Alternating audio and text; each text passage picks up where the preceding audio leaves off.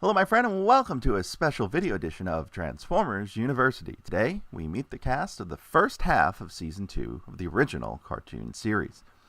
The cast grew immensely in 1985 due to the success of the toy line, with 20 new Transformers joining the show in the first half of the season alone.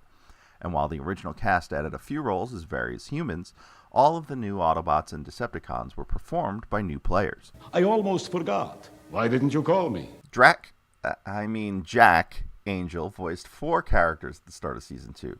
The Autobot car Smokescreen, the Decepticon jet Ramjet, and a pair of space shuttles in Astrotrain and Omega Supreme. And if you need a true scientist to explain Beachcomber to you, don't hesitate to call on me, Perceptor. Paul Eiding voiced Perceptor, the Autobot scientist. A staple in 80s and 90s television, this character actor can be found in all of your favorite reruns, like Hunter. Look what I've gone and done.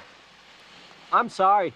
This is all my fault. Perfect Strangers, as Walkie Talkie, the Speaker of the Hut. I've got nothing to say to you. And on The Golden Girls. Are you staying here too? We're in the room at the end of the hall. I'm Peter. This is my wife, Maddie. What room are you in? I better check. And more ladies joined the cast in Season 2 as well, though not as Transformers yet. That's for another episode. Most notably, Arlene Bannis, who can make any character a badass, such as Carly, Spike's girlfriend. I've got to make up for the danger I've caused Ironhide and the Autobots. And I will. Or even former SLOTUS, that's Second Lady of the United States, Marilyn Quayle in the comedy Pizza Man, starring Bill Maher. With the federal government demolished, my husband will form a military junta to take over the country.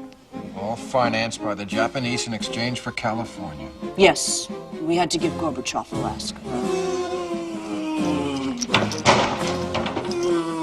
I'm gonna start bombing now. Careful, dear. You may know Morgan Lofting best as the Baroness from G.I. Joe, but she had a brief role on Transformers early in Season 2, as Dr. Harding. Her few on-screen roles include the 1983 video game sex comedy Joysticks, which doesn't seem like a far departure from her leather-clad Baroness. Hello there, big boy.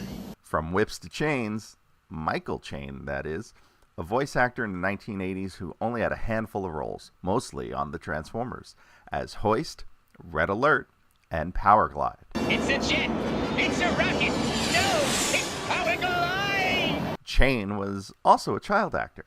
Read about it. Extra. Roller State 15,000. Here you go, sir. He has the unique distinction of appearing in the only episode of Rod Serling's Twilight Zone to star Robert Sterling. He would later go on to be the story editor of the animated cartoon version of Rambo. Liberty's champion is unstoppable.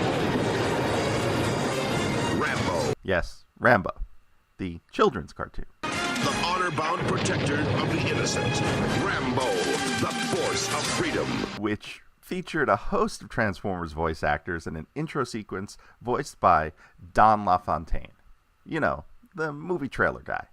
In a world where both of our cars were totally underwater. And while LaFontaine never voiced a Transformers character, he did appear alongside Joy Gridnick in one of her few on-camera roles, the 1982 film Time Walker. Gridnick voiced one character in Season 2, a medieval princess named Nimue. Fashion is always a year behind Camelot out here in the countryside. Probably best known for his voice work as Baloo the Bear from Disney's Tailspin, Ed Gilbert voiced Thrust, Blitzwing, and the human villain known as Sean Berger, and was no stranger to robot cars.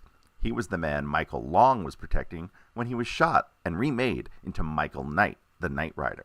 He also played the priest in Johnny Got His Gun, a movie made famous by the Metallica music video One. He's the product of your profession, not mine. Also not a stranger to living cars, Peter Renaday, the voice of Grapple.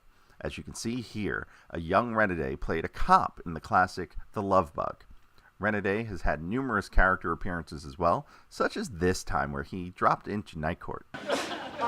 I'll have to get back to you, Mac. I understand.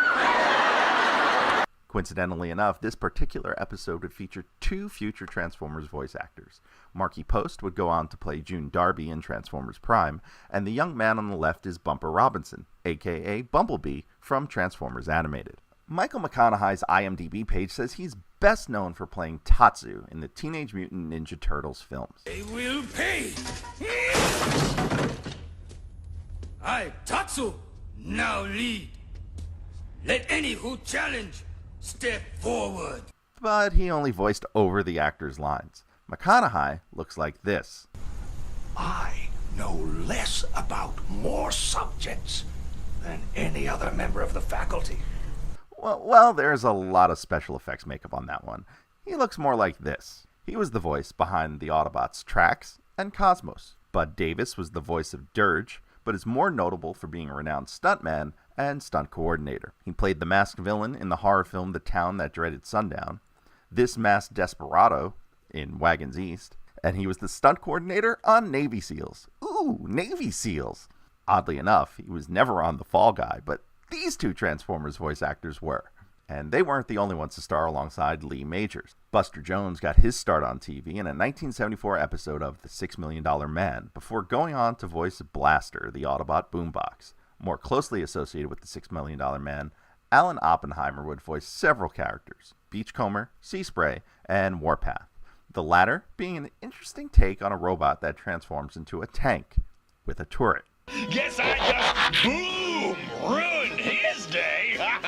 However, Oppenheimer is probably best known for his voice as He-Man's arch nemesis, Skeletor. Why do I surround myself with fools? Even the robots are smarter than you. Oppenheimer's roles date well back into the 1960s, including this 1967 appearance on the show Get Smart as Agent 498. In that episode, he appeared alongside this prince, played by Walker Edmondson. Or is it this prince? Or is it this one? Well, one of them is the voice of Inferno. Here he is with less makeup as Professor Crandall, the resident hypnotist from the Dukes of Hazzard. Oh, just the basic post-hypnotic suggestion. Huh? Everything we tell him now, he'll remember.